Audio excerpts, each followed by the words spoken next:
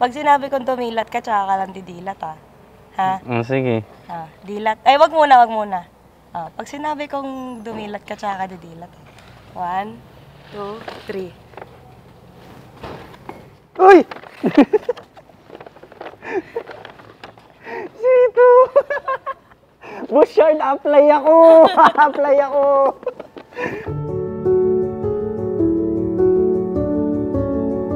Sometime in November of 2019, sa isang lingon pababa ng hagdan, nakita kita.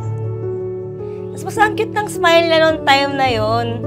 Tapos parang napatitig ako sa kanya habang hawak ko si Luca, yung baby nga nila Ina. Sabi ni Ina, uy, nakita niyo ba yung pogi nung yung binyag ni Luca? Parang sabi ko, parang hindi naman. Parang yung cute is si Jojo nga. Ganon. You had that pure smile on your face while bidding goodbye to your friends with the cap on and that Onitsuka shoes I don't know bakit I find so charming about.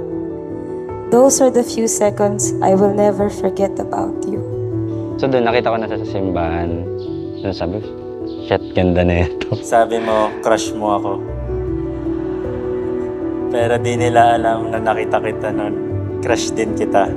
So, ginawa ko, in-add ko siya. Tapos, pagka-add ko, wala ako sinabi. Nung pagkabagong taon, 2020, binati ko agad siya. Nag-happy New Year ako, ganun. Tapos nag-reply siya. Pero pagka-reply niya, di ko ulit na-reply kasi nga-torpe nga ako. Fast forward sa 2020, nag-LU tayo. Ito yung una kong alis na kasama kita. At unang alis na malayo kasi strict ang magulang ko. Tapos parang after no LU, ayun naman, nagre-reply na siya sa akin. Pagka-reply ko, magre-reply na siya agad.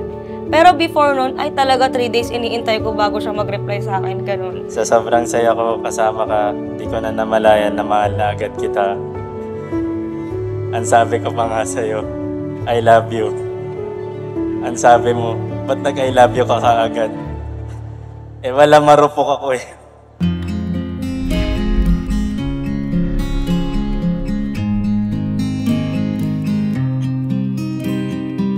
For the many prayers that God left unanswered, ikaw ang bilis niyang ibinigay. Noon lagi kong tinatanong, bakit ayaw niya akong pagbigyan?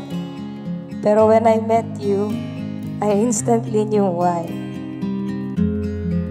'Cause you're a sky full of stars. Ngayon mag 4 years na tayo. Ito na ang pinakahintay natin. Na dati, ang gusto mo lang ay magpakasal sa West. Pero ang pangarap mo ay simbahan. Kaya ito ngayon tayo, nandito tayo sa pangarap mo at sa gusto ko, sa harap ng Diyos. Sa simula pa lamang ng kasal na ito, sasabihin ko na sa inyo, hindi ito magiging madali. Ang inyong relasyon ay pagtitibayin sa pamamagitan ng pagsubok. Bing, gusto ko lang sabihin na salamat sa pagiging katahimikan ko. Salamat dahil mas gusto mong magalit ako kaysa wala akong paki sa'yo. For pulling me up in every pitfalls I fall into. For all that you have left behind to be with me, and for doing the best that you can to make me happy.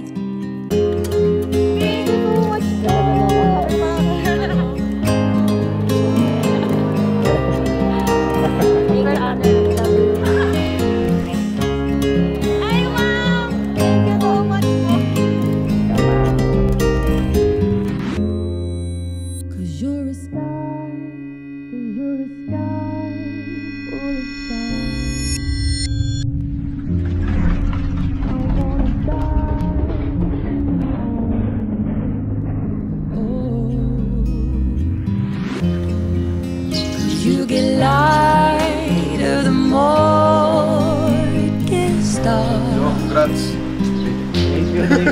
I'm gonna give you my heart. Ito, madaming salamat po dahil pinagkatiwalaan ninyo ako. Hindi ko po inakala na kahit bata pa po ako pakikinggan ninyo ang mga pangarap namin ni Jojo. Thank you, Mama, for not being just my mama, but for being my best friend and my tropa all at once. I will never forget all the great things you've done for me. Kahit ilang beses pa ako mabuhay sa mundo, I will always wish to God na ikaw pa din ang mama ko. Tita, kahit po malaki ang pagkakaiba namin ni Jojo, ay ipapangako ko na aalagaan at mamahalin ko siya kahit gaano pa siya kakulit.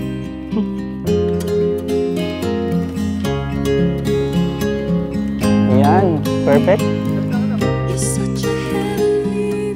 Alam ko magiging mahirap to, pero lagi mong tatandaan, malalagpasan natin yan nang magkasama tayong dalawa. Nagpapasalamat ako sa Diyos na ibinigay ka niya sa akin. Salamat dahil lagi ka nandyan sa akin. Lagi mo pinupush. Limit ko lalo na paglobat na ako. Lagi mo ako sinusuportahan. Lagi ka naniniwala sa kakayahan ko. Salamat dahil di ka nagsasawa na pakinggan ako. Lagi ko ipagmamalaki na ikaw ang asawa ko. When you walked into the room, Saan mo kinuha ang budget to? Ha? Saan mo kinuha ang Wala budget mo, to? wala akong budget. Hindi na ako mahirapan mag-blower. Oh. Huwag niyong kalimutan na sa kasal na ito, kayo at ang Diyos ang nag-uusap. Kayo ay humaharap sa biyaya ng langit. Lagi niyo siyang isasama sa inyong buhay. Lagi kayong magdadasal at lagi kayong magsisimba. the rest of our lives, the rest of our lives. Ako ang kakampi mo, kasangga mo, kaibigan mo, kainuman mo, kaputrip mo. Medyo mahaba, pero ang totoo, ako ang lahat mo. Dance with me beneath the stars, moonlight crashing on our wild hearts. With your head in mine, everything is fine. We've still got the rest of our lives, the rest of our lives,